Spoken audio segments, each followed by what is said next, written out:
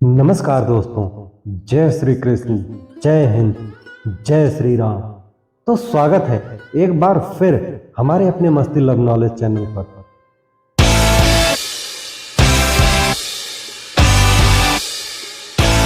तो दोस्तों चलिए शुरू करते हैं। चाणक्य जी कहते हैं, दूसरों की गलतियों से सीखें। आप उन सभी को स्वयं बनाने के लिए पर्याप्त समय तक जीवित नहीं रह सकते।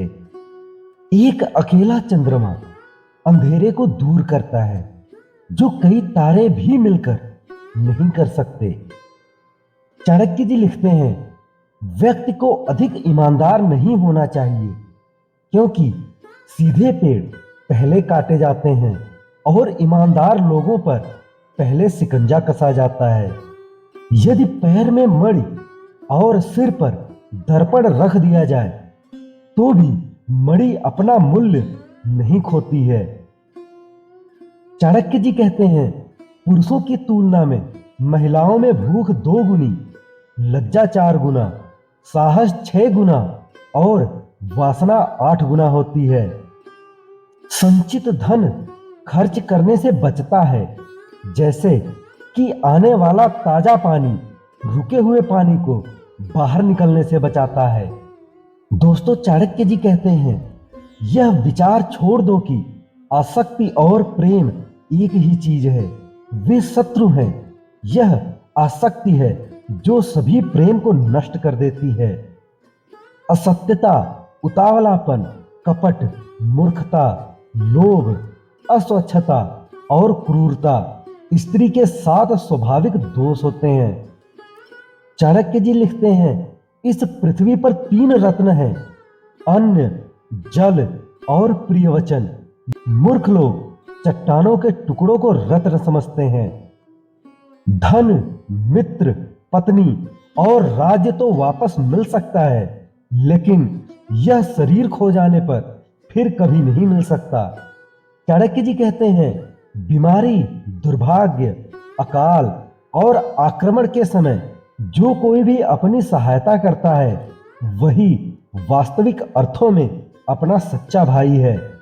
वे नीच लोग जो दूसरों के गुप्त दोषों की बात करते हैं, वे स्वयं को वैसे ही नष्ट कर देते हैं जैसे सांप चींटियों के टीले पर भटक जाते हैं। चाणक्य जी लिखते हैं, पाप पूर्वक अर्जित धन 10 वर्षों तक रह सकता है, 11वें वर्ष में यह मूल धन के साथ भी गायब हो जाता है।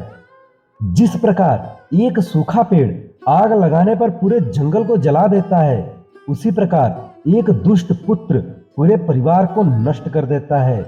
चाणक्य जी लिखते हैं, अपना धन केवल योग्य को दें और दूसरों को कभी न दें। मेघों को प्राप्त समुद्र का जल सदैव मीठा होता है। चाणक्य जी कहते हैं, सेवक को उसके कर्तव्य के निर्वहन में, रिश्तेदार को कठिनाई में, मित्र को विपत्ति में और पत्नी को दुर्भाग्य में परखें। कांटों और दुष्ट लोगों से निपटने के 2 तरीके होते हैं, एक उन्हें कुचल देना है और दूसरा उनसे दूर रहना है। दोस्तों चाणक्य जी कहते हैं, बुद्धिमान पुरुषों को हमेशा अपने पुत्र को विभिन्न नैतिक तरीकों से पालना चाहिए, क्योंकि जिन बच्चों को नीति शास्त्र का ज्ञान होता है और अच्छे व्यवहार वाले होते हैं, वे अपने परिवार के लिए एक गौरव बन जाते हैं। हर पहाड़ में माणिक नहीं होता है, न ही हर हाथी के सिर पर मोती होता है, न तो साधु हर जगह पाए जाते हैं, न ही हर जंगल में चंदन का पेड़ होता है। चाणक्य जी कहते हैं, भगवान लकड़ी या पत्थर या मिट्टी के मूर्तियों में नहीं रहते, उनका वास हमारी भावनाओं में, हमारे विचारों में है। इस भावना से ही हम इन मूर्तियों में ईश्वर को विद्यमान मानते हैं। चाणक्य जी लिखते हैं, वह जो भविष्य के लिए तैयार है और जो किसी भी स्थिति में चतुराई से निपटता है, वह दोनों खुश हैं। लेकिन भाग्यवादी व्यक्ति जो पूरी तरह से भाग्य पर निर्भर रहता है, बर्बाद हो जाता है।